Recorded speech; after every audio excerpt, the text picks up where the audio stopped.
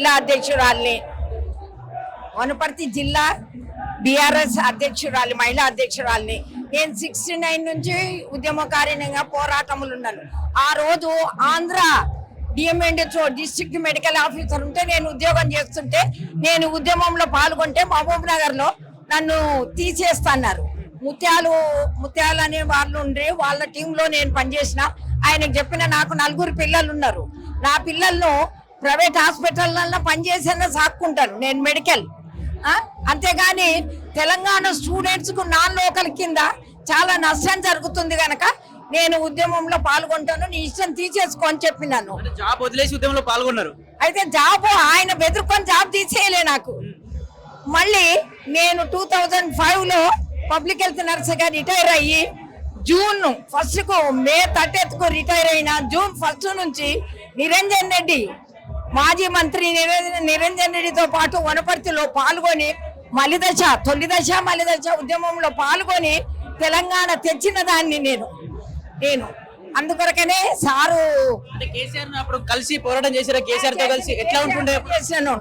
కేసీఆర్ ఏంట వనపర్తిలో చేసిన పోరాటం, తర్వాత పెబ్బేరులో చేసిన, తర్వాత హరీష్ రావు సార్ ఎంట కూడా ఉండి నిరంజన్ రెడ్డి మంత్రి కావాలని ప్రచారంలో కూడా హరీష్ రావు ఎంట పాల్గొన్నా.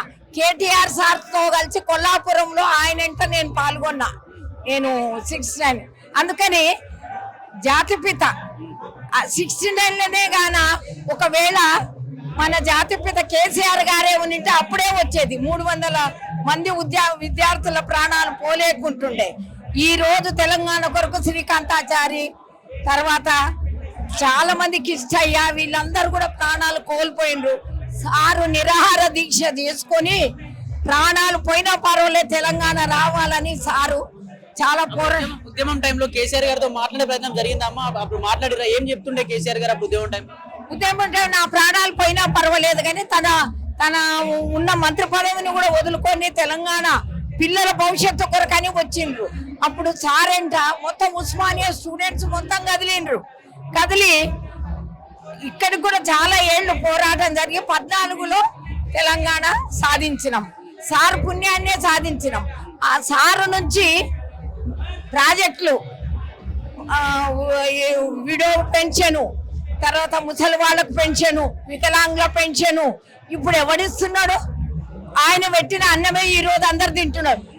పొలాలకు నీళ్లు లేకుండే ఈ రోజు నీళ్లు కూడా ఆయన ఇచ్చినవే, అవిటిని కూడా ఇవ్వలేదు ఇప్పుడు.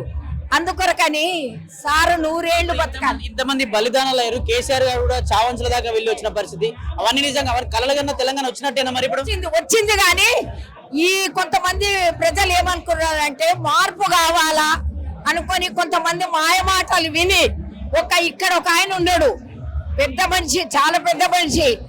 ఆయన ఏం చేసిందంటే ఉస్మానియాకు ఈ స్పీచ్లు ఇచ్చి విద్యార్థులను మలిపి మార్పుగా ఒక్కటే విద్యార్థులకు ఉద్యోగాలు సార్ ఇచ్చిండ్రు. కానీ అవి ఆయన రేవంత్ రెడ్డి వచ్చినాక పత్రాలు వంచిండు, కొంచెం టైం ఇయ్యలే విద్యార్థులు. దాని నుంచి ఆ 600 పత్రాలు ఆయన రేవంత్ రెడ్డి ఇచ్చిండు. కొద్దిగా ఆగింటే మాదేంది నీళ్లు, నియామకాలు, ఇవే మా ముఖ్యంగా ఉండేటివి. నిధులు, నియామకాలు, నిధులు ఇవి 2029లో మరి కేసీఆర్ గెలవబోతున్నాం. కేసీఆర్ గెలుస్తారు, గన్ షాట్ తప్పకుండా గెలుస్తారు. Thank you.